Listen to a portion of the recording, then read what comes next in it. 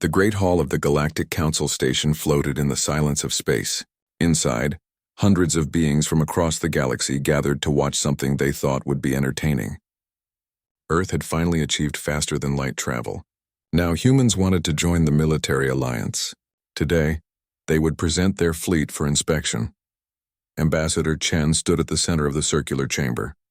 Above her head, holographic projections showed 12 human cruisers.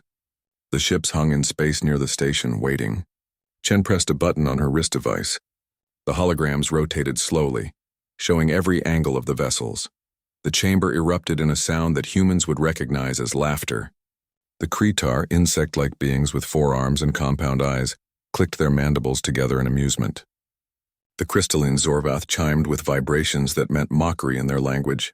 Even the graceful Delphinians, who usually stayed quiet, made bubbling sounds through their water-filled breathing apparatus.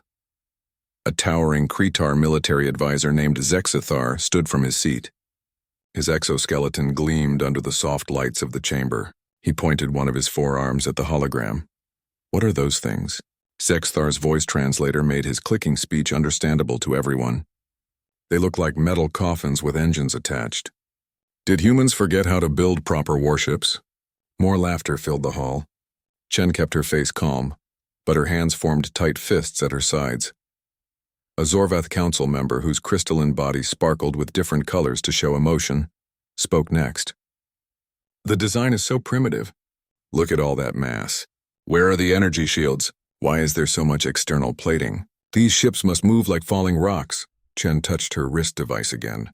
Technical specifications appeared beside the holograms. "Our ships are built for durability. The external plating is composed of layered armor. The internal structure has multiple redundant systems. Each vessel can operate even after severe damage." Zexithar made a dismissive gesture. "Durability? Why would a ship need to survive being hit? Proper vessels have energy shields. They avoid damage entirely. Your ships are designed to fail." A younger Delphinian spoke through the translation device on its tank. "I see no energy weapon ports. What do humans use for combat? Do you still throw rocks at your enemies?" The laughter grew louder. Chen's jaw tightened, but she continued her presentation. "Our primary weapons are kinetic-based. We use mass drivers, railguns, and coilgun systems. We also have missile batteries and kinetic weapons." The Zorvath representative's colors shifted to show disbelief. "You mean you actually throw metal at your targets? We stopped using such primitive technology 10,000 years ago. Energy weapons are faster, more efficient, and far more powerful." Behind Chen, in the viewing gallery reserved for military observers, Admiral Sarah Kowalski watched in silence. She wore the dark blue uniform of Earth's Stellar Navy. Her gray hair was pulled back tightly. Her face showed no emotion. She simply watched and listened. The head of the Galactic Council, an ancient being called the Eternal Observer, raised one appendage to quiet the chamber. "We have reviewed Earth's petition. Despite the unusual nature of their vessels, we grant them membership in the military alliance." Zexithar clicked his mandibles.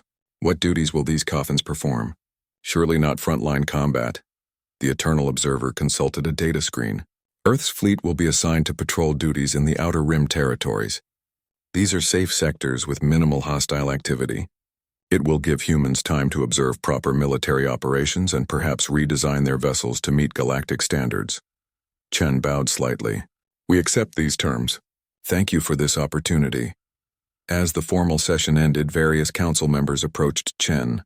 Most offered polite but condescending advice about ship design. A few suggested that Earth hire proper galactic engineers to build real warships. Chen thanked each one with diplomatic courtesy, even though anger burned inside her chest.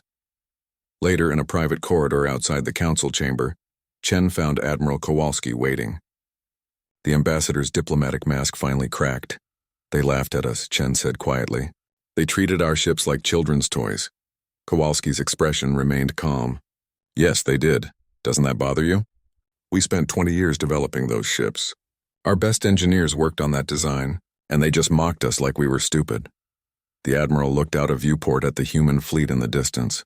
The 12 cruisers orbited slowly, their gray hulls reflecting starlight. "Let them laugh," she said quietly. "They don't understand yet." "Understand what?" Kowalski turned to face Chen. "They've been the dominant powers for so long that they've forgotten what war really means. They think it's an energy equation. They think it's about elegant solutions and efficient designs. They've never had to fight when everything was against them. They've never had to win when they were outmatched and outnumbered. But we have. A slight smile touched the corner of Kowalski's mouth. Every single day for 12,000 years, Earth never stopped fighting. We fought each other. We fought diseases. We fought nature itself. We learned that wars aren't won by having the best technology. They're won by surviving longer than your enemy, by taking punishment and still standing, by being too stubborn to die when everyone expects you to fall. Chen looked out at the fleet. So our ships really are different. Completely different, Kowalski confirmed. Theirs are built to avoid being hit. Ours are built to keep fighting after being hit 100 times. Theirs are elegant. Ours are brutal. Theirs are designed for battles they expect to win. Ours are designed for battles we expect to lose but plan to win anyway. Somewhere in the distance, in the private quarters assigned to the Kretar delegation, Zexthar sat with several other military advisors. They shared drinks and continued to joke about the human vessels. I give them 10 years before they give up and ask us to build proper ships for them, one Kretar said. Zexthar raised his glass. I'll take that bet. I say 5 years. Those ugly metal boxes will probably fall apart on their own before then. They all laughed together, completely unaware of what was coming. In the dark reaches of space, something ancient and terrible was stirring. Something that would make everyone in the galaxy regret their mockery. Something that would prove once and for all that humanity's strange, ugly, brutish warships were built for a reason. The laughter would not last much longer. 3 months passed. The human fleet performed their patrol duties in the outer rim with quiet efficiency. They encountered no problems. The sectors assigned to them were indeed safe, just as the Galactic Council had promised. Admiral Kowalski used the time to train her crews and run combat drills. The other species observed these drills with amusement. Humans practicing for battles that would never come. Then everything changed. The first reports came from the frontier colony of Xerxes Prime. The distress signal cut off after only 7 seconds. When the Zorvath patrol fleet arrived at the system 6 hours later, they found nothing. The colony was gone. 3 million inhabitants simply vanished. The planet's surface showed massive impact craters, but no debris, no bodies. Nothing remained except scorched earth. The Zorvath fleet commander sent data back to the council. Scientists studied the attack patterns. They found energy signatures that matched no known technology. The weapons used were unlike anything in the galactic database. Council members gathered for an emergency session. We must consider the possibility of a new hostile force, the Eternal Observer announced. All military fleets should increase their alert status. 2 days later, another colony went silent. Then another. The attacks followed a pattern, moving through systems like a spreading fire. The Kretar Hive dispatched their entire third fleet to intercept. 20 warships, the pride of their military, jumped to the threatened sector. They encountered the enemy at the edge of the Talon Nebula. The hostile vessels emerged from dark space without warning. They called themselves the Devourers, and they were massive. Each ship dwarfed the largest Kretar battlecruiser. Their hulls were black as deep space, covered in strange geometric patterns that seemed to shift and move. The Kretar fleet attacked immediately. Energy weapons lit up the void. Plasma beams, particle cannons, and fusion lances struck the Devourer vessels.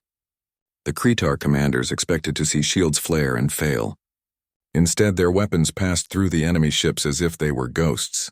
The Devourer vessels phased out of normal space, avoiding every shot. Then the Devourers returned fire. Metal projectiles, massive tungsten rods accelerated to impossible speeds, tore through the Kretar fleet. Energy shields, the pride of galactic engineering, did nothing to stop them. The kinetic rounds passed through shields like they did not exist. They struck hulls with devastating force. The battle lasted 17 minutes. 14 Kretar warships were destroyed. 4 escaped with critical damage. Over 30,000 Kretar warriors died in the void. The survivors brought back sensor recordings and tactical data. The council studied the information with growing horror. Their weapons are purely kinetic, a Zorvath military scientist explained during the next emergency session. Solid projectiles launched at relativistic velocities. Our energy shields are useless against them. The shields are designed to deflect energy and plasma, not physical matter moving at significant fractions of light speed. Zexthar, who had survived the initial diplomatic meeting with humans, spoke up. Can we not adjust our shields to block kinetic weapons? The scientist's crystalline body shifted to a dark blue color, indicating negative emotions. It would require a complete redesign of our shield technology. That would take years, perhaps decades. Our current shields are optimized for energy warfare. We abandoned kinetic defense systems thousands of years ago because we thought we had evolved past such primitive combat. Another fleet engagement occurred at the Helios Gateway. This time, the Delphinians sent their famous ghost ships, vessels that could become invisible to most sensor types. The Devourers detected them easily and destroyed them without difficulty. The Zorvath deployed their Fortress-class battleships, massive vessels protected by triple-layered energy shields. The Devourer rounds punched through all 3 layers and shattered the ships from inside. In 3 weeks, the Galactic Council lost 70% of their active military fleet. Over 200 warships destroyed, millions of lives lost. Panic spread through the galaxy. Civilizations that had known peace for millennia suddenly faced extinction. The Eternal Observer called another emergency session. This one had a different tone. There was no laughter now, no confident speeches about galactic superiority. 3 star systems have gone completely dark, the Observer reported. We have lost contact with 17 colonies. The Devourers are moving toward more populated sectors. At their current pace, they will reach the core worlds within 2 months. A Delphinian elder spoke from his water tank. What about our energy weapons? Can we modify them to be effective? We have tried every modification we can think of, the Zorvath scientist replied. Their phasing technology allows them to avoid energy-based attacks. When we fire, they simply shift out of our reality for a fraction of a second. Our shots pass through empty space. But their kinetic weapons exist in all phases simultaneously. They cannot be avoided or deflected. Silence filled the council chamber. Every member understood what this meant. They had no defense. They had no effective weapons. The Devourers were unstoppable. Then Zexthar stood. His mandibles clicked nervously. What about the humans? Several council members turned to look at him. The Eternal Observer tilted its head. The humans. What about them? Their ships, Zexthar said slowly. They use kinetic weapons. They built their vessels to absorb physical impacts, perhaps. Another Kretar interrupted with an angry click. Those primitive metal coffins? You want to send them against the Devourers? They would be destroyed in seconds, would they? Zexthar challenged. Can we afford not to try? We are losing this war. Every battle ends in our defeat. Maybe, just maybe, ships designed for kinetic warfare might fare better than ships designed to fight energy weapons. The Eternal Observer considered this. Send a message to Admiral Kowalski. Request her presence at the next council session. Provide her with all tactical data we have collected on the Devourers. 24 hours later, Admiral Kowalski stood before the council. Ambassador Chen stood beside her. The chamber was packed with representatives from every member species. Holographic displays showed the spread of Devourer attacks. A red stain spreading across the galactic map. Admiral Kowalski, the Eternal Observer began. We face an existential threat. Our fleets are ineffective against this enemy. We ask for your help. Kowalski spent several minutes reviewing the tactical data on her handheld device. She zoomed in on sensor readings, weapon impacts, and battle recordings. Her expression never changed. Finally, she looked up. The threshold system, she said. That is the next logical target based on their pattern of movement. I request permission to deploy my fleet there. Zexthar stood. Admiral, you understand what you are facing? The Devourers have destroyed our best warships. Your 12 cruisers cannot possibly— I cannot what? Kowalski interrupted. Her voice was calm but carried an edge. Cannot fight. Cannot die? Cannot try. We ask to join your military alliance. This is what that means. When the fight comes, we do not run.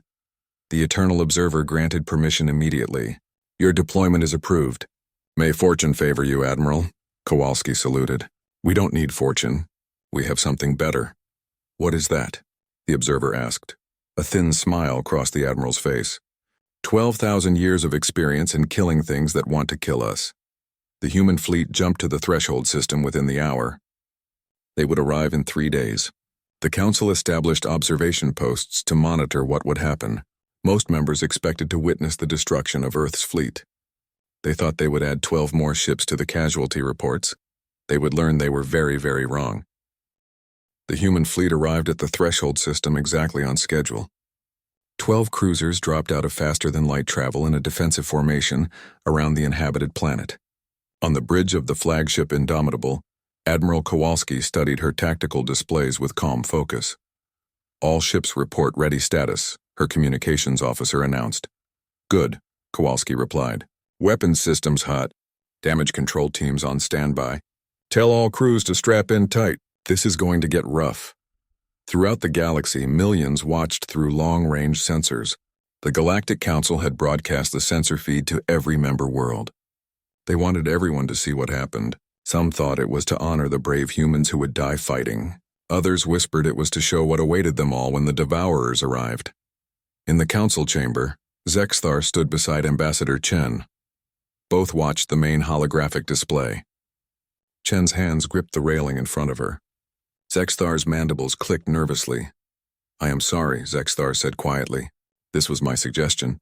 "If your people die because of my words, if they die," Chen interrupted, "they die doing what they chose to do. Humans do not need anyone's permission to fight." The sensor display flashed red. 15 Devourer warships emerged from dark space at the edge of the system. They were massive, each one 3 times the size of a human cruiser. Their black hulls seemed to drink in the light from the local star. A communication signal came from the lead Devourer vessel. The translation computers converted their language into something understandable. The message was simple and terrifying.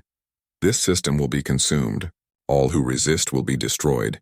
You have one chance to flee." Kowalski opened a channel back. Her voice carried across the void. "This system is under the protection of the Galactic Council and the Earth Stellar Navy. You are ordered to withdraw immediately or face destruction." In the council chamber, a Delphinian observer made a bubbling sound. "She threatens them. With 12 ships against 15? Is she insane?" The Devourers did not respond with words. They responded with weapons. Massive kinetic rounds launched from their ships. Tungsten rods the size of buildings accelerated to a fraction of light speed. The projectiles crossed the distance in seconds, aimed directly at the human vessels. Observers across the galaxy expected to see the human fleet scatter, to attempt evasive maneuvers. Instead, the 12 cruisers held their position. They did not dodge. They did not run. They faced the incoming fire head-on. The kinetic round struck human hulls with tremendous force. The impacts would have torn through any Council warship. Energy shields would have failed. Elegant hulls would have shattered. But the human vessels were not built like Council ships. The bulky external plating that everyone had mocked absorbed the impacts. Whipple shields, layers of spaced armor designed specifically to defeat kinetic weapons, shattered the incoming rounds into fragments. Reactive armor plates exploded outward, deflecting remaining energy. Behind that composite armor, made from materials developed in thousands of years of human warfare, took the punishment. The rounds that everyone thought would destroy the human fleet in seconds barely dented the hulls. On the bridge of the Indomitable, red lights flashed as damage reports came in. "Hull breaches on decks 7 and 12, an officer reported. "Compartment sealed. No casualties. Armor holding at 70% integrity." Kowalski nodded. "All ships advance, close to combat range. Show them what real weapons look like." The 12 human cruisers accelerated forward. They moved toward the Devourer fleet instead of away from it. This was not how galactic warfare worked. Ships kept their distance. They fought at range where energy weapons were most effective. But humans had different ideas about combat. The Devourers fired again. More kinetic rounds hammered the human vessels. One cruiser took 3 direct hits to its forward section. Armor buckled but held. Another ship's main sensor array was destroyed. They switched to backup sensors and kept advancing. Then the humans entered their preferred combat range. Kowalski's voice rang out across all ships. "All vessels, return fire. Show them what gunpowder evolved into." The human fleet opened up with everything they had. Mass drivers launched solid slugs at incredible velocities. Railguns fired depleted uranium penetrators. The massive Mjolnir coil gun systems, the pride of human engineering, hurled tungsten rods of their own at speeds that made the Devourer weapons look slow. The Devourers tried to phase out of reality to avoid the incoming fire. It was the same trick that had defeated every Council fleet. Energy weapons passed through empty space where the ships had been. But human weapons were not energy beams. They were solid matter, physical objects that existed in all phases of reality simultaneously. The kinetic rounds struck home, Devourer armor, which had shrugged off every energy weapon the galaxy could throw at it, crumpled under the impact of weapons designed specifically to kill through physical force. Hulls buckled. Internal systems failed. One Devourer ship split in half as a Mjolnir round punched completely through its central structure. Missile batteries, fire, Kowalski ordered. The humans launched hundreds of missiles. These were not the guided energy warheads the Council used. These were explosive-tipped projectiles, some with tactical nuclear warheads designed to destroy through blast force and shrapnel. The missiles impacted across the Devourer line. Explosions bloomed in the void. The Devourers, who had seemed unstoppable for weeks, suddenly found themselves being torn apart by an enemy that fought the way they did, with kinetic force and physical destruction. In the Council chamber, absolute silence reigned. Everyone watched the tactical display with stunned disbelief. The humans were winning. The metal coffins that everyone had mocked were destroying an enemy that had defeated every Council fleet sent against it. But Kowalski was not finished. Deploy magnetic mines. Prepare boarding teams. Small pods launched from the human cruisers. They scattered through the battlefield, creating a minefield of magnetic charges. 3 Devourer ships hit the mines and suffered crippling damage to their engine sections. They drifted helplessly, unable to maneuver. Then the boarding pods launched. Heavy assault shuttles armored like tanks, carrying human marines in powered combat armor. They crashed into the hulls of disabled Devourer vessels and cut their way inside. The humans had learned long ago that sometimes the best way to destroy an enemy ship was from the inside. The Devourers fought back desperately. Their remaining ships concentrated fire on individual human cruisers. One human vessel, the Defiant, took dozens of hits. Half its armor was gone. Fires burned in multiple sections, but its engines still worked. Its weapons still fired. It kept fighting. The battle that observers expected to last minutes stretched into an hour, but the outcome became clear long before the end. The Devourers, who had never faced an enemy that could hurt them, broke. 3 of their ships attempted to retreat. Human missiles caught 2 of them. The third made it to the edge of the system before a Mjolnir round from the Indomitable shattered its drive section. When the firing finally stopped, 7 Devourer ships were destroyed completely. 5 were crippled beyond repair, captured by human boarding teams. 3 had escaped into dark space. The human fleet remained in formation around the planet they had been sent to defend. Damage report, Kowalski requested calmly, as if she had just finished a training exercise instead of the most important battle in recent galactic history. 2 ships with heavy damage, her tactical officer replied. The Defiant and the Wellington. Both still combat capable but will need repairs. 0 casualties across the fleet. Repeat, 0 casualties. In the Council chamber, Zexathar slowly sat down. His mandibles hung open in shock. Around him, every observer from every species stood frozen, trying to comprehend what they had witnessed. Ambassador Chen allowed herself a small smile. The Eternal Observer finally spoke. How did they do that? Chen turned to address the chamber. Her voice carried clearly to every corner. Because you forgot what war really means. You forgot that battles are not won by having the best energy shields or the most elegant designs. They are won by building ships that can take a hit and keep fighting, by training crews to face death and not flinch, by understanding that sometimes the oldest ways of fighting are still the most effective ways. She paused, letting her words sink in. You laughed at our ships. You called them metal coffins and ugly boxes. But we built them to do one thing better than any vessel in the galaxy. We built them to survive. And survival, honored council members, is how you win wars. The chamber remained silent. No one laughed now. No one mocked the bulky human cruisers that had just accomplished what every council fleet had failed to do. In that moment, everything changed. Earth was no longer the new species with primitive ships. They were the species that had saved the galaxy from an enemy no one else could defeat. And the war had just begun. The emergency session of the Galactic Council was the largest gathering in recorded history. Every member species sent their highest representatives. Military commanders, scientists, and political leaders filled the chamber. Outside, billions watched through live broadcasts. Everyone wanted answers to the same question. How did humanity do what the entire council could not? Admiral Kowalski stood at the center of the chamber.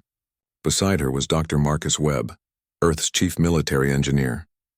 The same screens that had displayed mocking images of human ships 3 months ago now showed detailed technical specifications that everyone wanted to study. The Eternal Observer spoke first. Admiral Kowalski, on behalf of the Galactic Council, we thank you for your service. You have accomplished what we thought impossible, but we must understand. How did your fleet defeat an enemy that destroyed our best warships? Kowalski gestured to Dr. Webb, who stepped forward. The engineer looked uncomfortable in the spotlight but spoke with quiet confidence. The answer is both simple and complex, Webb began.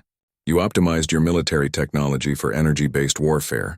This made perfect sense given your 10,000 years of peace and limited conflict. Energy weapons are clean, efficient, and elegant. Energy shields are sophisticated and powerful against similar weapons.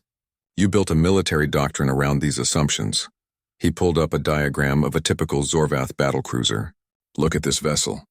It is beautiful. The hull is lightweight because shields do the defending. The weapons are pure energy, because that is what your enemies use. The internal structure is optimized for power distribution to shields and weapons. It represents the peak of your engineering philosophy. A Zorvath council member spoke up. You criticize our designs? No, Webb replied. I explain them. Your ships are perfect for fighting other council ships. They are not perfect for fighting the Devourers. And they certainly are not perfect for fighting humans. He switched to a schematic of a human cruiser. Now look at our vessels. We have no energy shields at all. Every bit of power goes to engines, weapons, and life support. Where you have shield generators, we have armor. Layers and layers of it. Reactive plating. Composite materials. Whipple shields specifically designed to break up kinetic impactors. We learned these techniques over thousands of years of fighting wars on Earth. Zexthar raised one of his 4 arms. But why? Why build ships this way when energy shields are clearly superior? Admiral Kowalski stepped forward. Because on Earth we never stopped fighting. We never had 10,000 years of peace. We had 10,000 years of war. We fought with sticks and stones, then bronze and iron, then steel and gunpowder. We built tanks and battleships. We created weapons specifically designed to punch through armor, so we built better armor. We made faster missiles, so we made better point defense. Every advance in weapons led to an advance in protection. We never forgot the first law of combat. What is that law? A Delphinian elder asked. If you cannot avoid being hit, build something that can survive being hit. Kowalski said simply. You built ships that try not to get shot. We built ships that expect to get shot and plan accordingly. Dr. Webb continued the explanation. Every system on a human warship has triple redundancy. Lose one engine? We have 4 more. Lose main power? Backup generators activate automatically. Hull breach? Compartments seal immediately. We learned these lessons from submarines, vessels that fought underwater where a single mistake meant everyone died. We applied those same principles to space combat. He pulled up damage reports from the Battle of Threshold. The Defiant took 37 direct hits, 37 impacts that would have destroyed any council ship. But look at the result. Armor compromised in multiple sections, 3 engines offline, forward sensors destroyed. But the ship survived because it was designed from the beginning to survive exactly this kind of punishment. A Zorvath military scientist spoke up. What about your weapons? The Devourers could phase through our energy attacks. Why did your kinetic weapons work? Because they are physical objects, Webb explained. Energy can be deflected or phased through. Matter cannot. A chunk of depleted uranium moving at a significant fraction of light speed exists in all phases of reality, simultaneously. The Devourers learned this the hard way. Their phasing technology is useless against solid projectiles. Kowalski added, every weapon on our ships has a direct lineage to weapons we used on Earth. The mass drivers evolved from ancient catapults and cannons. The railguns are descendants of electromagnetic launchers we tested in the 21st century. The Mjolnir coil guns represent 500 years of refinement. We never abandoned kinetic weapons because we never found anything more reliable for killing things. The chamber was completely silent. Every representative was beginning to understand. The council had evolved past kinetic warfare so long ago that they forgot why it was effective. Humans had never stopped perfecting it.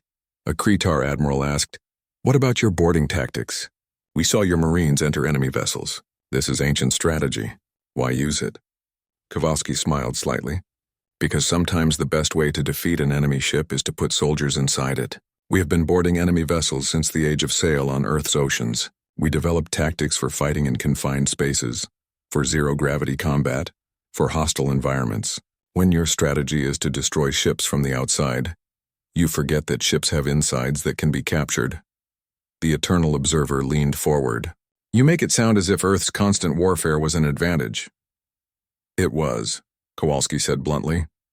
Not a moral advantage, not something we are proud of, but a practical one.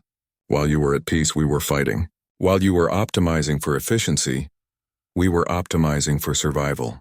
While you were building elegant solutions, we were building brutal ones. You forgot what war really is. We never had that luxury. Zexthar spoke quietly. When I saw your ships 3 months ago, I thought they were poorly designed. I thought you did not understand modern warfare. I was wrong. We were the ones who did not understand. You built exactly what you needed. Yes, Kowalski agreed. We built ships for the wars we expected to fight. Not elegant wars.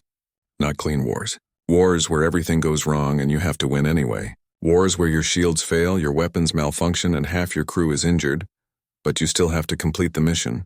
That is what human warships are designed for. That is what human military doctrine has always been about.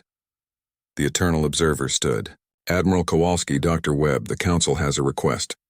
Will you share your knowledge with us? Will you help us adapt our fleets to fight this enemy? Kowalski nodded. We have conditions. First, Earth receives a permanent seat on this council with full voting rights. Second, no more mockery of human military design. Third, when we give tactical advice, you follow it. We are not asking to command your fleets, but we are asking for respect. The Eternal Observer did not hesitate. All conditions accepted. From this moment, Earth is a full member of the Galactic Council with equal status to any other member. We place human military advisors in command positions across our combined fleets. We begin retrofit programs immediately to add kinetic weapons and armor to our vessels. A Zorvath representative asked, "How long will it take to modify our fleets?" Dr. Webb consulted his datapad. Complete retrofits will take months, but we can implement basic improvements in weeks. Add reactive armor plating to your hulls. Install magnetic mine launchers. Mount kinetic weapon batteries alongside your energy weapons. It will not make your ships equal to ours, but it will make them far more effective against the Devourers. Kowalski added, and we will train your crews. Teach them damage control procedures. Show them how to fight when their ships are falling apart around them. Help them understand that a damaged ship is not a dead ship. Ambassador Chen stepped forward. There is one more thing the Council should know. The Devourers are not our only enemy. Our sensors detected something in deep space, something following them. The Devourers were fleeing from something even more dangerous. The chamber erupted in concerned voices. The Eternal Observer raised an appendage for silence. What did you find? Kowalski brought up long-range sensor data. Energy signatures consistent with artificial intelligence constructs. Massive ones, moving through dark space in organized patterns. We believe the Devourers encountered a rogue AI swarm. That is why they were attacking colonies. They were trying to gather resources to run. Silence fell across the chamber. An AI threat was every organic civilization's nightmare. Machines that could reproduce, that felt no fear, that would not negotiate or surrender. Zexthar spoke quietly. Have humans fought artificial intelligence before? Kowalski's expression was grim. 3 times in our history. We won each time, but barely. We learned how AI thinks, how it makes decisions, how to fight an enemy that has no emotion and learns from every battle. It was one of the hardest wars we ever fought. Then you will help us prepare? The Eternal Observer asked. Yes, Kowalski replied, because that is what we do. Earth fights. Earth survives. And Earth teaches others how to do the same. You laughed at our ships 3 months ago. In 3 months more, you will have fleets that can stand against anything the galaxy throws at us. 6 months passed in a blur of activity. Human engineers worked alongside Zorvath scientists. Creator shipyards installed kinetic weapon systems under human supervision. Delphinian crews trained in damage control procedures that humans had perfected over centuries. The transformation was remarkable. Admiral Kowalski stood on the bridge of the Indomitable watching the fleet assemble. 200 warships gathered in formation. 50 were human vessels. Their gray hulls scarred from battle but still strong. The remaining 150 were council ships, now heavily modified with armor plating and kinetic weapons. They looked different now, heavier, more brutal. Less elegant, but far more dangerous. Zexthar stood beside her. The Kretar admiral now commanded a hybrid destroyer, combining the speed of Council technology with the durability of human design. Over the past months, he and Kowalski had formed an unlikely friendship based on mutual respect. "The fleet is ready," Zexthar reported. "All ships report full combat readiness. We are awaiting your command." Kowalski studied the tactical display. Intelligence had finally located the Devourer home system. It was deep in unexplored space, a region no Council ship had visited in thousands of years. Long-range scans showed a massive fleet protecting what appeared to be a generation ship, a vessel designed to carry an entire civilization across the stars. "They are not invaders," Kowalski said quietly. "They are refugees, running from something that destroyed their homeworld." "Does that change our mission?" Zexthar asked. "No. They attacked Council colonies, killed millions. They made themselves our enemy. But it does mean we might be able to end this without total destruction." She paused. "Open a fleet-wide channel." Her communications officer nodded. "Channel open, Admiral." Kowalski's voice reached every ship in the combined fleet. "All vessels, this is Admiral Kowalski. In a few moments, we will jump to the Devourer home system. This is not a mission of conquest or revenge. This is a mission to end a threat and, if possible, find a solution that does not require the extinction of an entire species. We go in prepared for battle but hoping for peace. All human crews, remember your training. All Council crews, remember what we taught you. Stay disciplined. Stay focused. And trust the ship beside you." Kowalski out. The fleet jumped as one. 200 ships vanished from normal space, traveling through the strange dimension that allowed faster-than-light movement. They emerged at the edge of the Devourer home system, exactly where they planned. The Devourer fleet was waiting. Over 100 warships formed a defensive sphere around their generation ship. It was the largest concentration of Devourer vessels ever seen.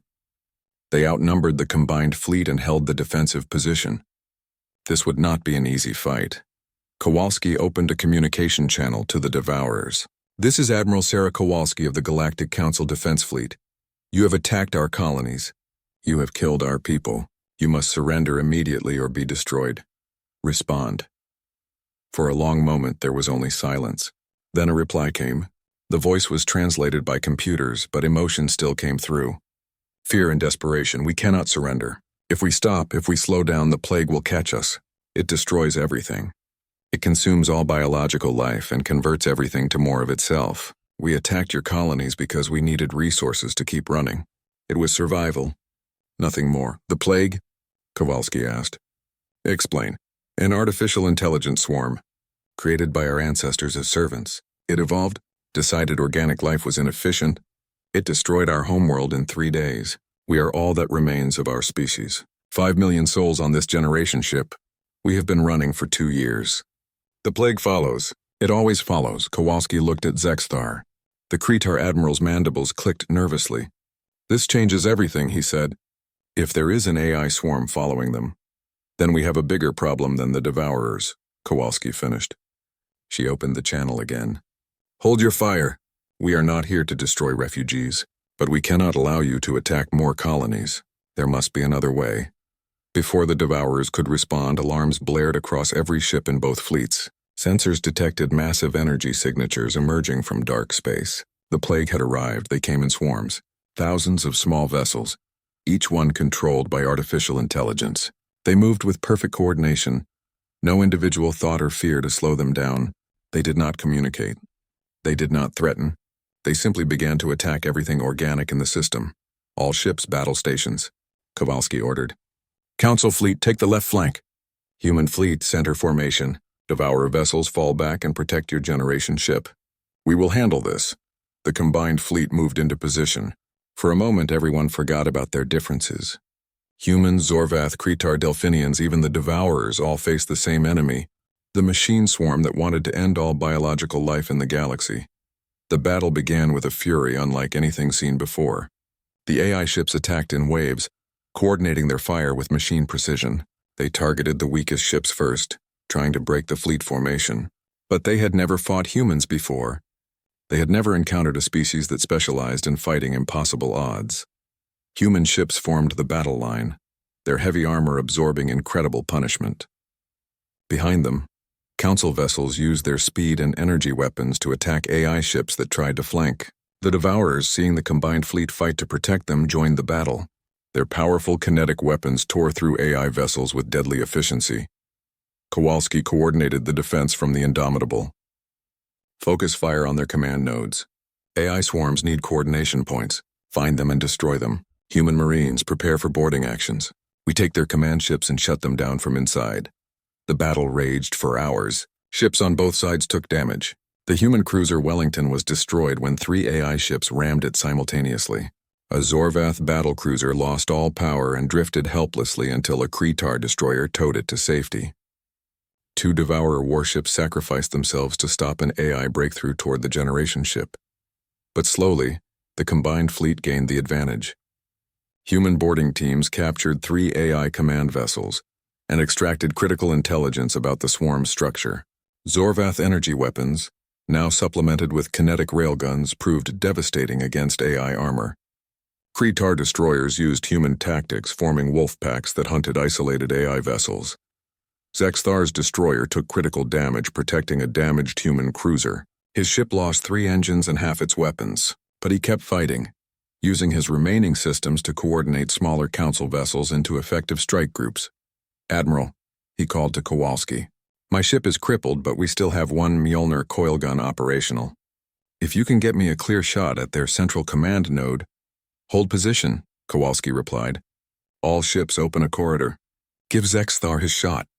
The fleet moved in perfect coordination. Human vessels pushed forward, taking heavy fire to draw AI attention. Council ships used their speed to create gaps in the enemy formation. And there, in the center of the swarm, was the AI command vessel, a massive construct that coordinated all the smaller ships. Zexthar's tactical officer lined up the shot. Target locked. Firing. The Mjolnir coil gun, a weapon system humans had perfected over centuries, launched its tungsten rod at a significant fraction of light speed. The round crossed the distance in less than a second. It struck the AI command vessel directly in its central processing core. The ship exploded in a brilliant flash. Without their command node, the AI swarm lost coordination. Individual ships began making poor tactical decisions. Some tried to retreat. Others attacked without support. The combined fleet tore through them with brutal efficiency. Within an hour, the AI threat was eliminated. Kowalski surveyed the battlefield. Dozens of wrecked ships floated in the void. Many were AI vessels, but not all. The cost had been high, but they had won. She opened a channel to the Devourer Generation ship. "The immediate threat is gone, but there will be more AI swarms. They reproduce and spread. This is now a galactic problem. I propose a ceasefire. You stop attacking colonies. We provide you with resources and help you find a safe system to settle. In exchange, you share everything you know about fighting the plague. Your experience will save millions of lives." The Devourer leader responded immediately. "Agreed, we never wanted war. We only wanted to survive. If you can give us a home, we will give you our knowledge, and we will fight beside you against the plague." 3 years later, Admiral Kowalski stood in the main shipyard above Earth. She was older now, with more gray in her hair and more scars on her uniform, but her eyes were still sharp. Beside her stood Zexthar, now her official second-in-command of the Galactic Defense Fleet. Ambassador Chen had been promoted to Council Speaker. The Devourer leader, now called simply the Navigator, served as military advisor for anti-AI operations. They watched as a new vessel launched from the shipyard. The Defiance, humanity's first dreadnought. It was twice the size of the original cruisers that everyone had mocked. Its armor was thicker, its weapons more powerful, and it incorporated technology from every species in the Council. Human durability, Zorvath shields, Kreetar speed,